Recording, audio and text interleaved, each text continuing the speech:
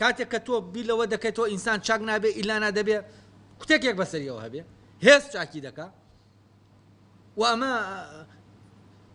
کۆمەلگاکەش دامی ئەمە دەکا ینی بیرکردنەوە عامیەکە دامی ئەمە دەکا کە فعلەن ئینسان کوتێکی دەوێ ینی ئینسان هیچ تاکو چییە؟ هیچ تاکو منداڵە هیچ تاکو گەورە نەبووە ینی کاتێک کە تۆ دەڵێی فەرزن دەکرێت ژیان بکرێ بەبێ حکومەت دەکرێت ژیان بکرێ بەبێ هێزێکە لە هێزی هەمووان زیاترە و دەتوانێت هەر کەس لاری کرد حکمیکە کاتێک ئەمە دەڵێی وامان لێ کراوە کە ئێمە ئەسڵەن بڕوامان بەوە نەبێکە شتێکی ئەوە ممکنە لە کاتێکا کە سێری ئیمکانیەتی ئینسان خۆی دەکەی توانای ئەوەی تایەوا بێت ئەی دەبێ ئێمە بچینە ناو ئەو توانە شارەوە دەبێت فعلەن بەل لە هەموو شتێک ئێمە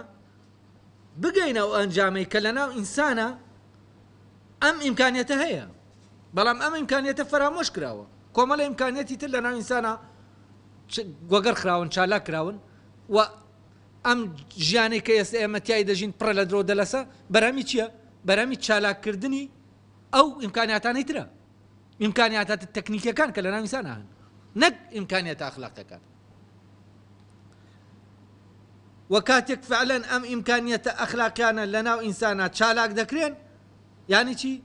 یعنی ئەو جۆرە لە ژیان کە ئێمە تەسەوری ناکەین دێتە ئاراوە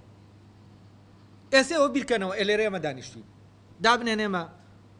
دەچیندا گوندێک بۆ خۆمان لە دوور لە خەڵک و حکومەت و هەموو شتێک دەژین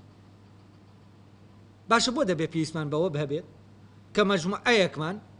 کۆ ببنەوە عەسەبەیەک دروستکەن هێزێک دروستکەن ئەوانی تەرەرکامیان لاری کرد بیبین ئەوان تێر و پڕی بکتن یعنی بۆ دەبێ من دروستکەین ئەی کە تۆ ئاوا بیر دەکەیتەوە پێویستت بەمە یانی چی هێز دەکەی ئینسان زۆر بچووکە بەڕاستی یعنی حیوان باشتر لە ئینسان لەو حاڵەدا یعنی تۆ بۆ خۆت ئەم هێزت دروست دەکەی بەسەر خۆ ینی ناتوانی چاک نەبی چاک بیت ناتوانی فەرزەن ئێمە پێکەوەی ناتوانین دزی نەکەین لە یەکتر تاوەکو پێویستان بە هێزێک نەبێ من لە ئەوم دزی پەنابەرم بۆ ئەو هێزە بێ ئەم شتێک کە لەوەم دزیوە لێم سێنێتەوە سزام بدە یعنی ئێمە ناتوانین بەبێ هێزێکی سزادەر بژین هێزێکی سزادەر کە لە خۆمانە نەک هێزێکە لە ناومانایە سزامان دەدا ئەمەی کە لە ئەسڵەن لە غیابی ئەو هێزەی کە لە ناومانایە سزا دەدا ئەم هێزە دەرەکی پێیا بوو یعنی ئەو حاکمەی لە ناومانایە بەرجەستە کراوە لە کیا لە کۆمەڵی ئینسانە کە خاوەنی هێزن هێز دراوە بەوان ئەوان هێزیان قۆرخ کردووە ئیتر هێز سیلاحە جەیشە هەر شتێکەیە یعنی ناکرێ ئێمە بەبێ ئەمانە بژین ناکرێ بەبێ شەق بژین ئاخر ناکرێ ئەخر ئێمە بە شەق دەژین نەزانن کە لە شوێنەکە پۆلیسە بۆ حکومە دەبوو یانی چی یعنی ئێمە بە شەق دەژین نەگەر لێرە لە ئەوروپاش خەڵک بە شەق دەژین بە کامێرا و بە پۆلیس و بە مراقەبە و بە یعنی تۆ بڵێ ئینسان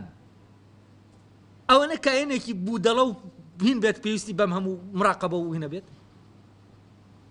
ئەمانە چیمان پێ دەڵێن ئەمانە پێمان دەڵێن ئەسڵەن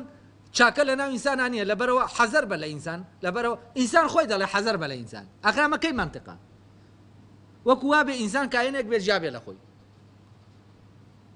ئەمانە هەمووی بەرهەمی چین بەرهەمی ئەوەن کۆمەڵێ ئەو ئیمکانیەتەی چاکبوونە کە لە ناو ئینسانە هەیە ئەو عالەمەی کە باسم کرد عالەمە شاراوەیە دەست لێ نەدراوە بە دەست لێ نەدراویە ماوەتەوە ئینسان سەرقاڵە بەچیەوە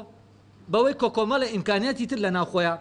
چالاک دەکا کە ئەمانن ئەم بەرەمەی لێکەوتوێتەوە کە پێویستت بەچیە پێویستت بە مراقەبە و کۆنتڕۆڵکردن و سزادان و فلان و فیسار